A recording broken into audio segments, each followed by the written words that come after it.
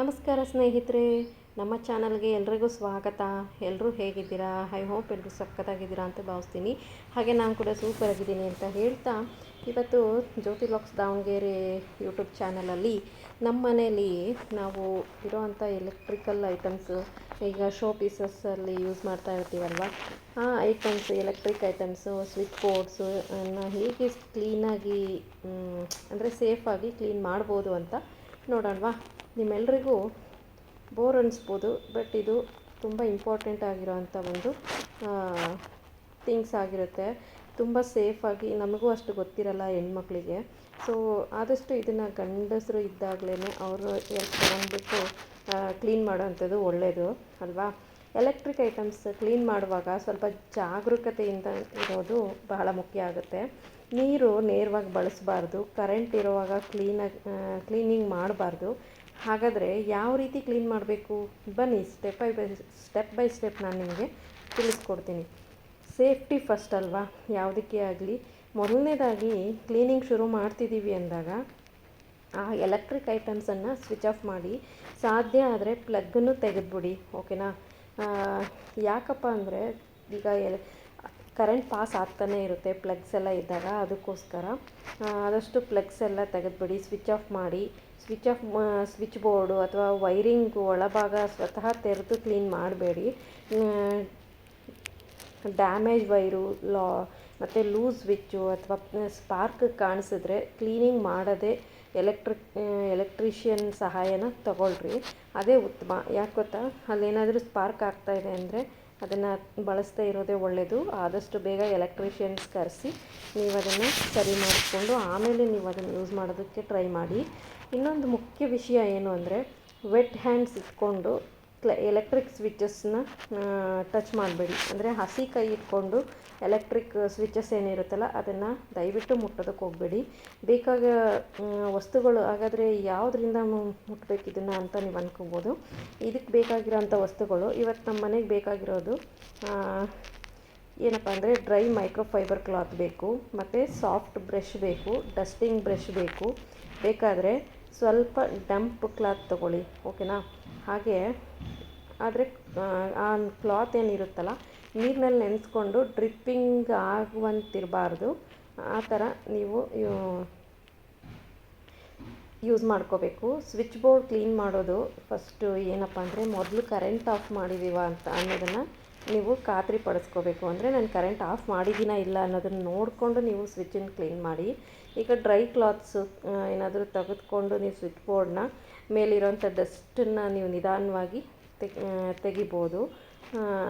ಹಾಗೆ corners, switches ಸುತ್ತ ಇರೋ ಡಸ್ಟ್ ಜಾಸ್ತಿ ಇರುತ್ತೆ ಅಲ್ವಾ, ಸಾಫ್ಟ್ ಬ್ರಷ್ ಬರುತ್ತೆ, ಅದನ್ನು ಬಳಸಿ ನಿಧಾನವಾಗಿ ಕ್ಲೀನ್ ಮಾಡಿ.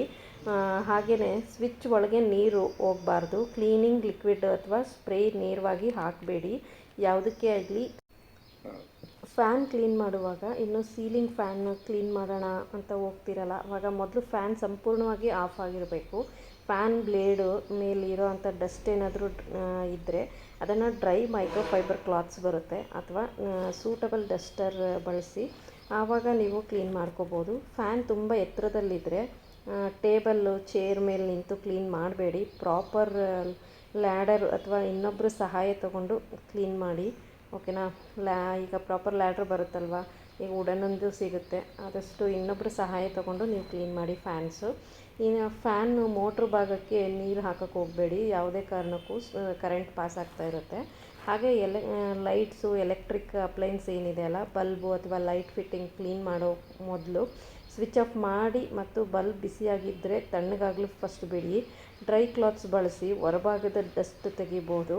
ಹೇಳ್ಬೇಕಂದ್ರೆ ಟಿ ವಿ, ಮಿಕ್ಸರು, ಮತ್ತು ಮೈಕ್ರೋ ಓವೆನ್ನು, ರೆಫ್ರಿಜಿರೇಟ್ರು ಮುಂತಾದ ಏನು ಅಪ್ಲೈನ್ಸ್ ಬರುತ್ತಲ್ಲ ಕ್ಲೀನ್ ಮಾಡೋವಾಗ ನೀರನ್ನು ಎಲೆಕ್ಟ್ರಿಕಲ್ ಓಪನ್ ಮಾಡಿಬಿಟ್ಟು ನೀವು ಅದರೊಳಗೆ ನೀರು ಹೋಗದೇ ಇರೋ ರೀತಿ ನೋಡ್ಕೊಳ್ಳಿ. ಆದಷ್ಟು ನೀರನ್ನು ಕಡಿಮೆ, ಅಂದರೆ ಈಗ ವೆಟ್ ಮಾಡಿಕೊಂಡು ಜಾಸ್ತಿ ಇದು ಇರಬಾರ್ದು. ಇದು ಮೈಕ್ರೋಫೈಬರ್ ಕ್ಲಾತಲ್ಲಿ ಕೂಡ ಈಗ ಹಳ್ಳಿ ಕಡೆ ಹೇಳ್ತಾರೆ, ಜಾಸ್ತಿ ಇದನ್ನು ಹಸಿ ಮಾಡಬೇಡ, ಸ್ವಲ್ಪ ಒಂದೆರಡು ಮೂರು ಹನಿ ಹಾಕಿ ಒರೆಸು, ಏನೇ ಆಗಲಿ ಜಾಸ್ತಿ ಯೂಸ್ ಮಾಡಬೇಡ ಅಂತ, ಆ ಥರ ಯೂಸ್ ಮಾಡಬೇಕು. ಹೇಳಬೇಕಂದ್ರೆ ಮ್ಯಾನುಫ್ಯಾಕ್ಚರರು ಇನ್ಸ್ಟ್ರಕ್ಷನ್ ಇದ್ದರೆ ಅದನ್ನು ಫಾಲೋ ಮಾಡೋದು ಬೆಸ್ಟು. ಯಾಕೆಂದರೆ ಯಾವುದೇ ಆಗಲಿ ಎಲೆಕ್ಟ್ರಿಕ್ ಏನಾದರೂ ಯೂಸ್ ಮಾಡ್ತಿದ್ದೀರಾ ಅಂದರೆ ಅವರಿಂದ ಫಸ್ಟು, ಈಗ ರೆಫ್ರಿಜಿರೇಟ್ರ್ ಆದ್ರೂ ಅವ್ರು ಹೇಳೋಗಿರ್ತಾರೆ ನೀವು ಎಲ್ಲೆಲ್ಲಿ ಮುಟ್ಟಬಾರ್ದು ಅಂತ. ಯಾಕೆಂದರೆ ಅಲ್ಲಿ ಮಿಷಿನ್ಸ್ ಇರುತ್ತೆ, ಅದು ಕರೆಂಟ್ ಪಾಸ್ ಆಗೋ ಚಾನ್ಸಸ್ ಇರುತ್ತೆ. ಅದಕ್ಕೋಸ್ಕರ ಕ್ಲೀನ್ ಮಾಡುವಾಗ ಫ್ರಿಜ್ ಆಗಿರ್ಬೋದು, ಟಿ ವಿ ಆಗಿರ್ಬೋದು, ಸೀಲಿಂಗ್ ಫ್ಯಾನ್ಸು, ಓವನ್ಸು, ಇವೆಲ್ಲ ಏನಿದೆ ಅಲ್ಲ ತುಂಬ ಸೇಫಾಗಿ ಕ್ಲೀನ್ ಮಾಡಬೇಕಾಗತ್ತೆ. ಆದಷ್ಟು ಒಬ್ಬರು ಸಹಾಯ ಇಟ್ಕೊಂಡೇ ಮಾಡೋದು ಬೆಟರು. ಕರೆಂಟ್ ಇರುವ ಇನ್ನು ಮಾಡಬಾರ್ದಂಥ ತಪ್ಪುಗಳು ಯಾವ್ಯಾವು ಅಂದರೆ, ಕೆಲವು ಇಂಪಾರ್ಟೆಂಟ್ ಮಿಸ್ಟೇಕ್ಸ್ ಹೇಳ್ತೀನಿ ನೋಡಿ. ಕರೆಂಟ್ ಇರುವಾಗ ಕ್ಲೀನ್ ಮಾಡೋದಕ್ಕೆ ಹೋಗಬೇಡಿ. ಸ್ವಿಚ್ ಬೋರ್ಡ್ ಮೇಲೆ ಸ್ಪ್ರೇ ಮಾಡಬೇಡಿ. ವೆಟ್ ಹ್ಯಾಂಡ್ಸ್ ಇಟ್ಟು ಎಲೆಕ್ಟ್ರಿಕಲ್ ಐಟಮ್ಸ್ ಟಚ್ ಮಾಡಬೇಡಿ. ಹೇಳ್ಬೇಕಂದ್ರೆ ಈಗ ಡ್ಯಾಮೇಜ್ಡ್ ಇರೋಂಥ ವೈರ್ ಏನಾದರೂ ಇದ್ದರೆ ಸ್ವತಃ ರಿಪೇರಿ ಮಾಡೋದಕ್ಕೆ ದಯವಿಟ್ಟು ಹೋಗಬೇಡಿ. ಹಾಗೆ ಎಲೆಕ್ಟ್ರಿಕಲ್ ಅಪ್ಲೈನ್ಸ್ ಒಳಭಾಗ ಏನಿರುತ್ತಲ್ಲ, ಎಕ್ಸ್ಪೀರಿಯೆನ್ಸ್ ಇಲ್ಲದೆ ಓಪನ್ ಮಾಡೋದಕ್ಕೆ ಹೋಗಬೇಡಿ. ಎಕ್ಸ್ಪೀರಿಯೆನ್ಸ್ ಇದ್ದರೆ ಮಾತ್ರ ಓಪನ್ ಮಾಡಿ ಅದನ್ನು ಕ್ಲೀನ್ ಮಾಡಿ. ಸೇಫ್ಟಿ ಫಸ್ಟು, ಕ್ಲೀನಿಂಗು ನೆಕ್ಸ್ಟು, ಓಕೆನಾ. ಫೈನಲ್ ಕ್ಲೀನಿಂಗ್ ರಿಸಲ್ಟು ಈಗ ನೋಡಿ, ಡಸ್ಟ್ ತೆಗೆದ ಮೇಲೆ ನಮ್ಮ ಎಲೆಕ್ಟ್ರಿಕಲ್ ಐಟಮ್ಸು ಎಷ್ಟು ನೀಟಾಗಿ ಕಾಣಿಸ್ತಿವೆ. ಹಾಗೆ ಹೇಳ್ಬೇಕಂದ್ರೆ ಮನೆ ಕ್ಲೀನಾಗಿರಬೇಕು ಅನ್ನೋದು ಮುಖ್ಯ, ಆದರೆ ಅದಕ್ಕಿಂತಲೂ ಮುಖ್ಯ ಸೇಫಾಗಿ ಕ್ಲೀನ್ ಮಾಡೋದು. ವಾರಕ್ಕೆ ಒಮ್ಮೆ ಅಥವಾ ಅಗತ್ಯಕ್ಕೆ ತಕ್ಕಂತೆ ಹೊರಭಾಗದ ಡಸ್ಟ್ ಕ್ಲೀನ್ ಮಾಡಿದರೆ ಐಟಮ್ಸು ನೀಟಾಗಿ ಕಾಣುತ್ತೆ, ತುಂಬ ನೋಡೋದಕ್ಕೂ ಚೆನ್ನಾಗಿ ಕಾಣಿಸ್ತಾ ಇರುತ್ತೆ. ಸೊ ಅದಕ್ಕೋಸ್ಕರ ಇವತ್ತಿನ ವ್ಲಾಗ್ ನಿಮಗೆ ಯೂಸ್ಫುಲ್ ಆಗಿದೆ ಅಂತ ಭಾವಿಸ್ತೀನಿ. ಎಲೆಕ್ಟ್ರಿಕ್ ಕ್ಲೀನಿಂಗ್ ಮಾಡುವಾಗ ಯಾವಾಗಲೂ ಸೇಫ್ಟಿಗೆ ಫಸ್ಟು ಪ್ರಿಯಾರಿಟಿ ಕೊಡಿ, ಓಕೆನಾ. ನಾನಿಷ್ಟು ಹೇಳ್ತಾ ನನ್ನ ಒಂದು ಸೇಫ್ಟಿಗೆ ನೀವು ಏನು ಇಂಪಾರ್ಟೆನ್ಸ್ ಕೊಡ್ತೀರಾ ಅಂತ ಭಾವಿಸ್ತೀನಿ. ಹಾಗೆ ವಾರಕ್ಕೊಮ್ಮೆ ಅದೇನು ಕ್ಲೀನ್ ಮಾಡ್ತೀರಾ ಅಥವಾ ಅಗತ್ಯಕ್ಕೆ ನಿಮ್ದು ಅಗತ್ಯ ಯಾವ ರೀತಿ ಇರುತ್ತೋ ಅದೇ ಥರ ನೀವು ಕ್ಲೀನ್ ಮಾಡ್ಕೋತಾ ಇರ್ತೀರಲ್ವ. ಹಾಗೆ ಕ್ಲೀನಾಗಿ ಕಾಣಬೇಕು ಅನ್ನೋ ಒಂದು ಪರ್ಪಸ್ಸಿಂದ ಹೇಗೆ ಬೇಕೋ ಹಾಗೆ ಕ್ಲೀನ್ ಮಾಡೋದಲ್ಲ. ಆದಷ್ಟು ಸೇಫ್ಟಿ ಮೆಜರ್ಸ್ ಯೂಸ್ ಮಾಡಿಬಿಟ್ಟು ನೀವು ಕ್ಲೀನ್ ಮಾಡಿ. ಇವತ್ತಿನ ವ್ಲಾಗು ನಿಮಗೆ ಯೂಸ್ಫುಲ್ ಆಗಿದೆ ಅಂತ ಭಾವಿಸ್ತೀನಿ. ಎಲೆಕ್ಟ್ರಿಕಲ್ ಕ್ಲೀನ್ ಮಾಡುವಾಗ ಯಾವಾಗಲೂ ಸೇಫ್ಟಿ ಫಸ್ಟು ಪ್ರಿಯಾರಿಟಿ ಕೊಡಿ.